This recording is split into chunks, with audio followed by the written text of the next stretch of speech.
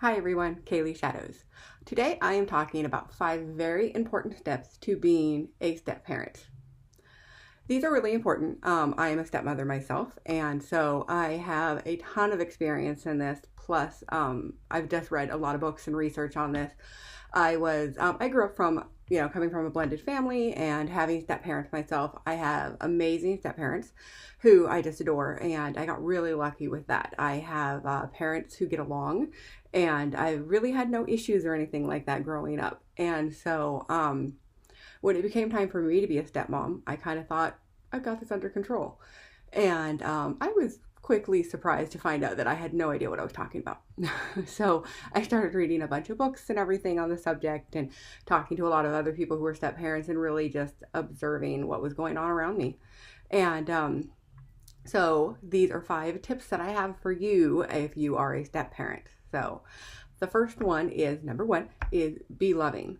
This is extremely important, is to make sure that these children that are coming into your life, that you love them, that you let them know you're there and that you're loving and that you're not trying to take the place of a parent or anything. And if anything, that you're a friend and that you're going to be there for them and you're open to that. And that is really, really important. Step 2 follows this, and that is being open. You need to be open to the fact that these children are coming from a very difficult situation, no matter what the situation is. If it's, that, their parents have been separated a long time or very recently, whatever the situation is, this is really hard for them. And they're learning and trying to figure out what is going on. And you are the new person in that family. So you need to be open. You need to step back from yourself and realize that it's not you who is getting all this new stuff, but you who are joining this family, and be open to them, to let them know that you're open to whatever they need. That's really important. Step 3 is to make sure that you don't force your way in. I see this a lot. This happens so much. I see these people who go in and they instantly are kind of like, let me be your new mom, and don't do that. It's ridiculous, especially if they already have a mom. They don't need you to come in and be that, or a dad, whatever the situation may be. So you really need to make sure that you just be really patient, take your time, let them come to you, and just don't force anything, because it's just going to go in a really bad direction. You don't want that. So the very last step I have, no, step 4, sorry, jumping to the again. Okay, so step number 4 is to not put down the ex. This could be something that we as adults end up doing without even realizing it. We go through lots of things, and all of a sudden, we're divorced and something new is happening and we're no longer with this person, and we have a lot of grown-up things that have happened and a lot of hostility, a lot of feelings, and that can, be very well justified. However, the children do not need to hear about this. So, like I said, I'm divorced, and I'm also a step parent. So one of the biggest things was that when my husband and I split up, was I didn't put him down. As much as I was not a fan of his at the time, and, vice versa, we made sure that we did not talk bad about each other to our children, because they don't need to hear that. They're going through a lot already. They don't need to hear all of this stuff happening.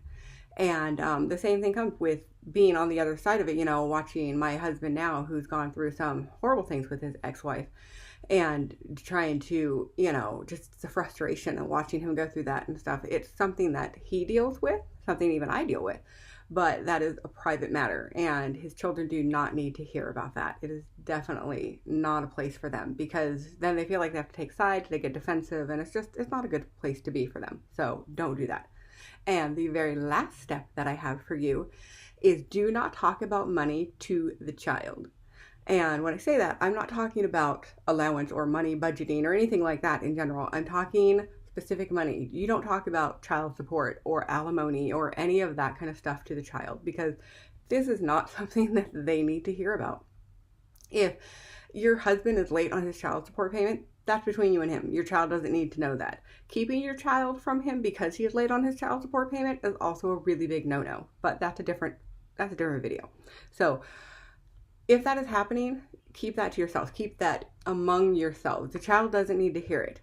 And the same thing goes, I've seen a lot of dads in the case where they're paying a lot of child support, and they pick their kids up on a Friday and they look and they go, well, let's see, you have holes in your clothes and your shoes are too small, but yet I'm paying, hundreds of dollars every month, so this doesn't make any sense to me. That is a very legit question. However, that is not a question you should ask your child.